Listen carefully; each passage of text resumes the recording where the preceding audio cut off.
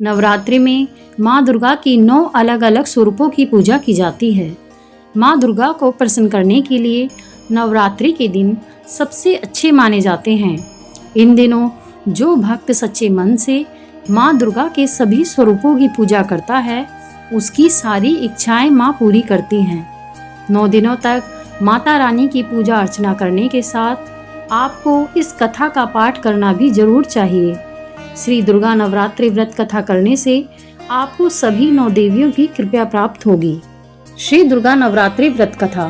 बृहस्पति जी बोले, हे ब्राह्मण देव, आप अत्यंत बुद्धिमान, सर्वशास्त्र और चारों वेदों को जानने वालों में श्रेष्ठ हो। हे प्रभु, कृपया कर मेरा वचन सुनो। चैत्र, आश्विन और आषाढ़ मास के शुक्ल पक्ष में नवरात्र का व्रत और उत्सव क्यों किया जाता है? हे भगवान, इस व्रत का फल क्या है? किस प्रकार करना उचित है? और पहले इस व्रत को किसने किया? सो विस्तार से कहिए। बृहस्पति जी का ऐसा वचन सुनकर ब्रह्मा जी कहने लगे, हे बृहस्पति, प्राणियों का हित करने की इच्छा से तुमने बहुत ही अच्छा प्रश्न किया है। जो मनुष्य मनोरथ पूर्ण करने वाली दुर्गा, महादेवी, सूर्य और नारायण का ध्यान करते हैं, वे मनुष्य धन्य हैं। यह नवरात्र व्रत संपूर्ण कामनाओं को पूर्ण करने वाला है। इसके करने से पुत्र चाहने वाले को पुत्र, धन चाहने वाले को धन और विद्या चाहने वाले को विद्या और सुख चाहने वालों को सुख मिलता है। हे बृहस्पति, जिसने पहले इस व्रत को किया, उसका पवित्र इतिहास मैं तुम्हें सुनाता हूँ।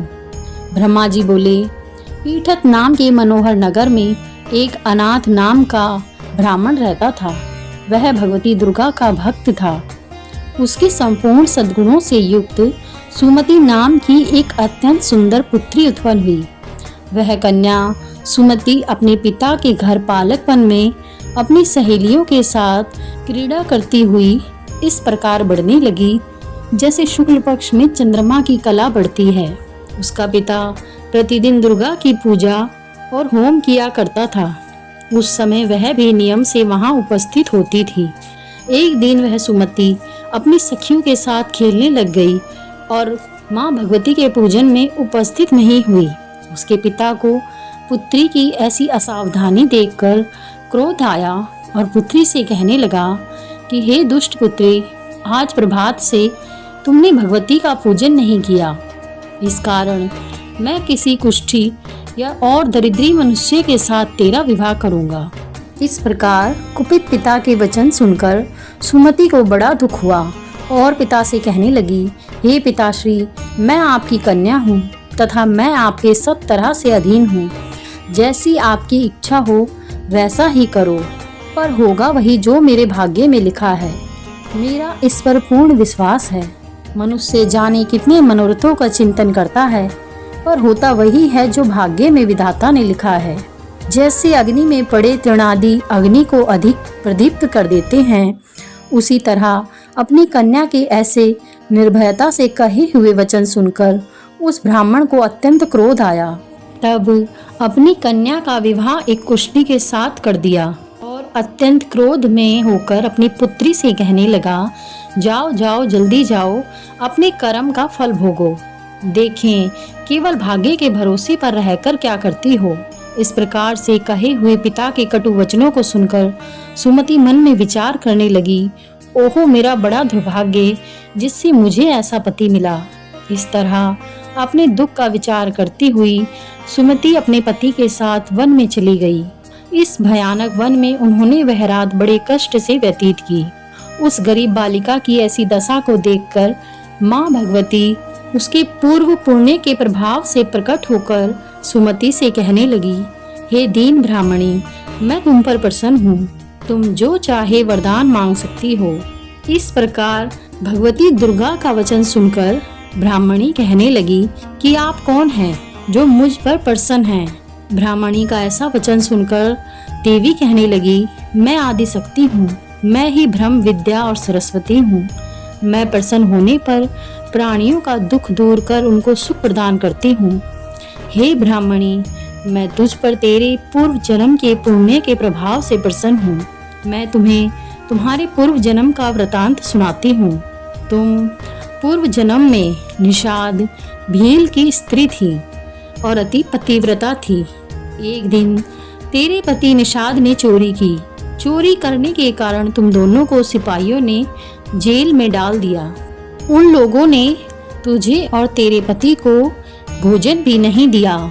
इस प्रकार नवरात्रों के दिनों में तुमने न तो कुछ खाया और न ही जल पिया, इसलिए 9 दिन तक नवरात्रि का व्रत हो गया। हे ब्राह्मणी, उन दिनों में जो व्रत हुआ उस व्रत के प्रभाव से प्रसन्न होकर मैं तुम्हें मनवांछित वर दे रही हूँ। तुम्हारी इच्छा हो वह वरदान मांग लो। इस प्रकार माँ दुर्गा के कहे हुए वचन सुनकर ब्राह्मणी बोली, हे माँ दुर्गे, अगर आप मुझ पर प्रसन्न हैं तो कृपया कर मेरे पति के कोढ़ को दूर करो।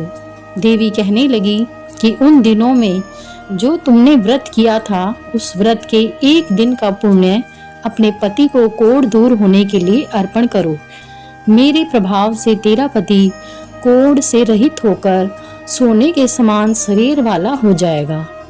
ब्रह्मा जी बोले, इस प्रकार देवी का वचन सुनकर वह ब्राह्मणी अपने पति को निरोग करने की इच्छा से ठीक है ऐसा बोली।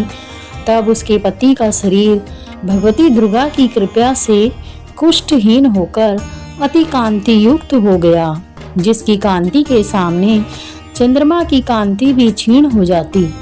यह देखकर ब्राह्मणी देवी की स्तुति करने लगी, हे माँ दुर्गे, आप दुर्गति को दूर करने वाली हो, तीनों जगत का संताप हरने वाली हो, प्रसन्न होने पे मन वंचित वस्तु देने वाली हो, दुष्ट मनुष्यों का नाश करने वाली हो। मुझ अपराध रहित अबला को मेरे पिता ने कुष्ठी के साथ विवाह कर मुझे घर से निकाल दिया। उसकी निकाली हुई मैं पृथ्वी पर घूमने लगी। आपने ही मेरा इस आपत्ति रूपी समुद्र से उद्धार किया। आपको मैं बारंबार प्रणाम करती हूँ, मुझ दीन की रक्षा करो। ब्रह्मा जी बोले, हे बृहस्पति, इस प्रकार उस सुमति ने मन से देवी की बहुत स्तुति की। उससे की हुई स्तुति सुनकर देवी कहने लगी, हे ब्राह्मणी, तेरे उदालक नाम का अति बुद्धिमान, कीर्तिवान और जितेंद्रिय पुत्र शीघ्र ही होगा। ऐसा कहकर वह देवी उस ब्राह्मणी से कहने लगी, हे ब्राह्मणी, और जो तेरी इच्छा हो वही मनवंचित वस्तु मांग सकती है। ऐसा वचन सुनकर सुमति बोली, हे भगवती दुर्गे, अगर आप मेरे ऊपर प्रसन्न हो तो कृपया कर मुझे वह नवरात्र विधि बताइए जिसके करने से आप प्रसन्न होकर मन वंचित फल देती हैं। इस प्रकार ब्राह्मणी के वचन सुनकर माँ दुर्गा कहने लगी, हे ब्राह्मणी, मैं तुम्हारे लिए संपूर्ण पापों को दूर करने वाली नवरात्र विधि बतलाती हूँ। आश्विन मास के शुक्ल पक्ष की प्रतिपदा से लेकर 9 दिनों तक विधि पूर्वक व्रत करें। यदि दिन भर का व्रत ना कर सकें तो एक समय भोजन करें। पढ़े लिखे ब्राह्मणों से पूछकर कलश स्थापना करें और फिर वाटिका बनाकर उसको प्रतिदिन जल से सींचे।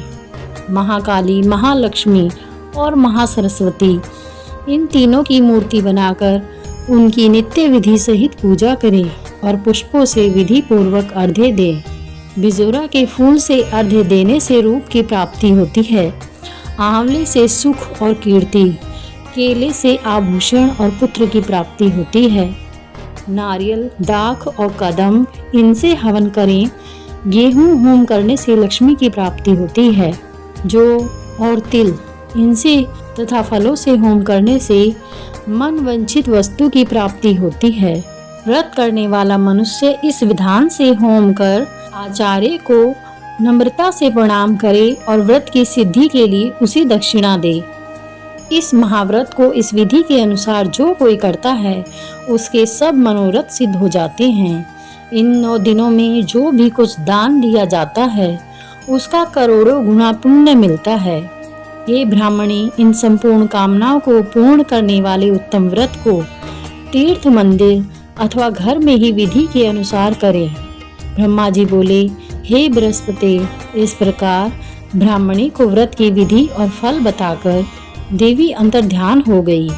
जो मनुष्य या स्त्री इस व्रत को भक्ति पूर्वक करती है या करता है, वह इस लोक में सुख पाकर अंत में दुर्लभ मोक्ष को प्राप्त होता है। हे बृहस्पति, यह दुर्लभ व्रत का महात्म्य मैंने तुम्हारे लिए बताया है। हे ब्राह्मण, आपने मुझ पर अति कृपा की, जो अमृत के समान इस महाव्रत का महात्म्य तुमने मुझे सुनाया। हे प्रभु, आपके बिना और कौन इस महात्म्य को सुना सकता था। ऐसे बृहस्पति जी के वचन सुनकर ब्रह्मा जी बोले, हे बृहस्पति, तुमने सब प्राणियों का हित करने वाले इस अलौकिक व्रत को पूछा है, इसलिए तुम धन्य हो। यह भगवती शक्ति संपूर्ण लोकों का पालन करने वाली है। इस महादेवी के प्रभाव को कौन नहीं जानता, अर्थात कौन नहीं जान सकता। माँ भगवती आपकी सभी मनोकामनाएं पूरी करे। जय माता दी।